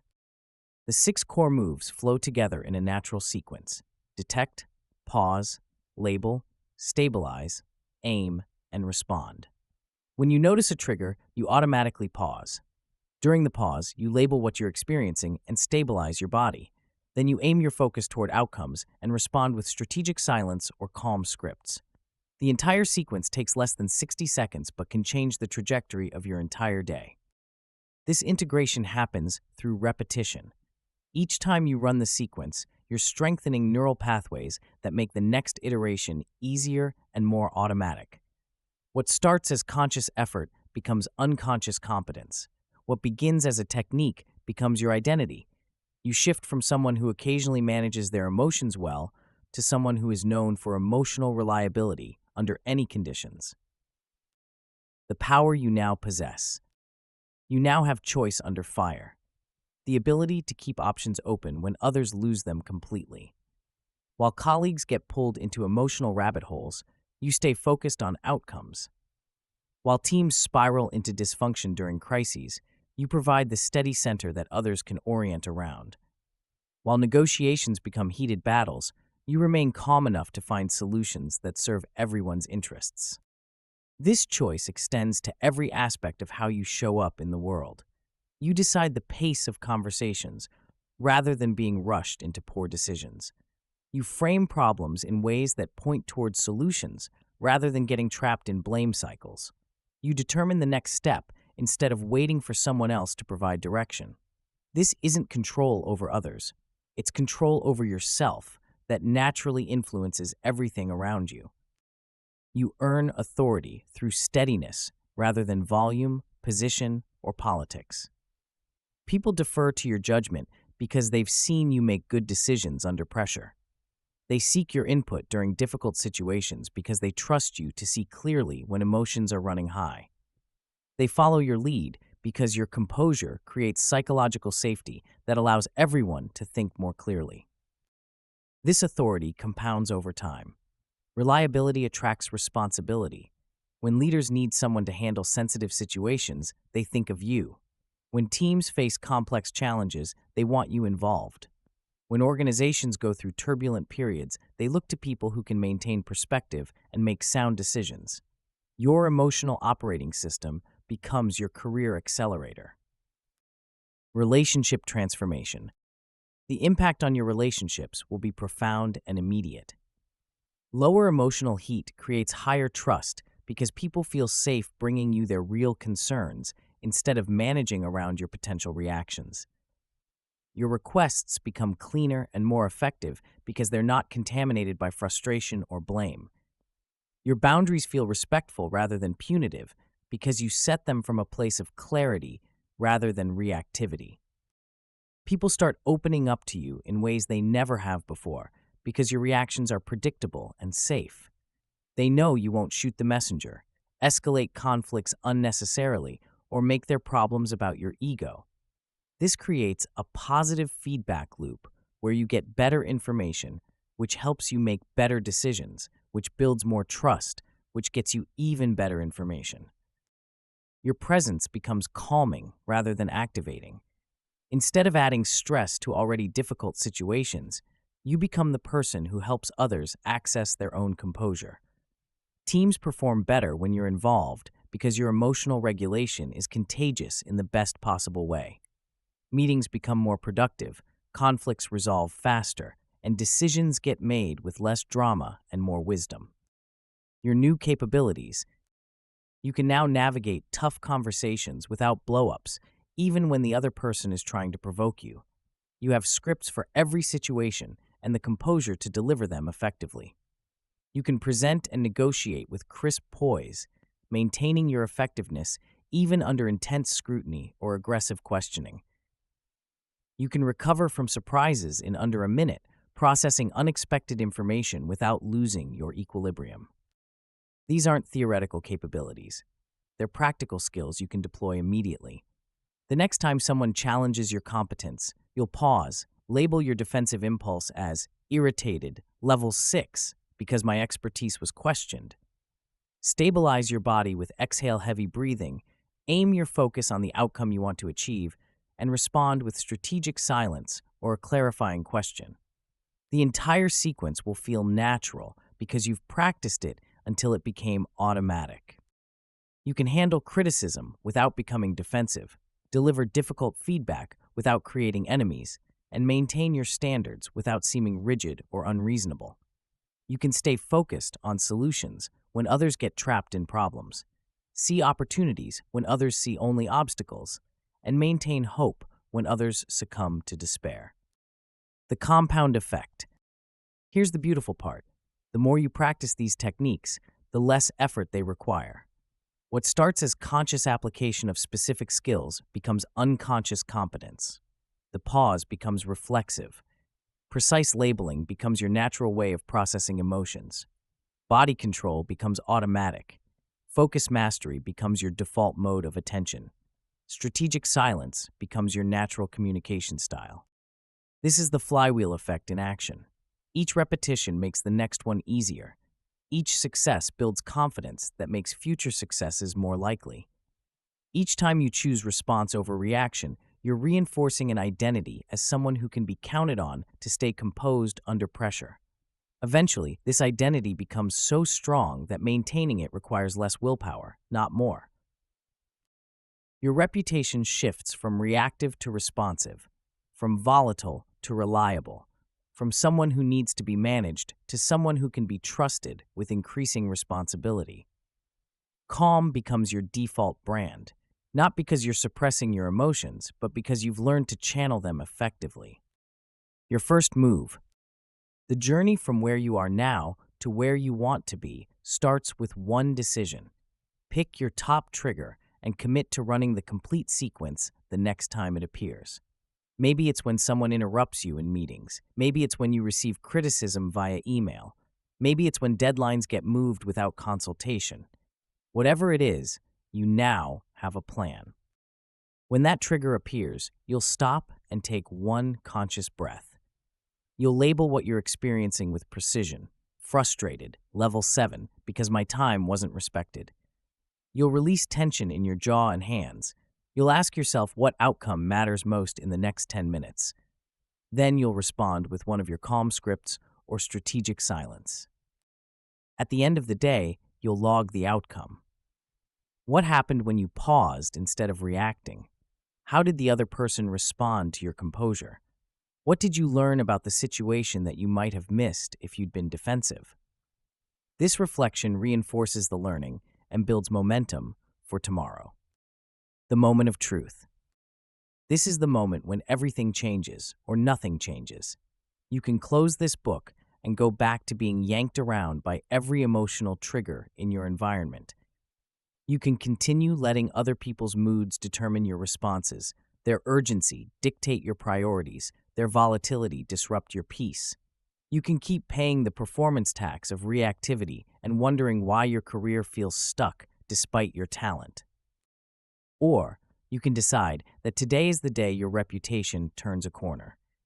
Today is when you stop being the person who needs to apologize for emotional outbursts and start being the person others turn to for steady leadership. Today is when you stop letting triggers control your choices and start choosing your responses with intention and wisdom. One pause, one precise label, one conscious choice. That's all it takes to begin the transformation from reactive to responsive, from volatile to reliable, from someone who gets pulled into drama to someone who creates calm in the storm. You now have the tools. You understand the system. You know the sequence. The only question remaining is whether you'll use them. Whether you'll be the person who buys time instead of rushing to judgment, who owns their tone instead of being owned by their emotions, who shapes outcomes instead of being shaped by circumstances. The choice is yours. The moment is now. Your new identity as someone who cannot be shaken, cannot be rushed, and cannot be pulled off course by other people's chaos is waiting for you to claim it. Start today. Start now. Start with the very next trigger that comes your way. Your calm advantage begins the moment you decide to take it.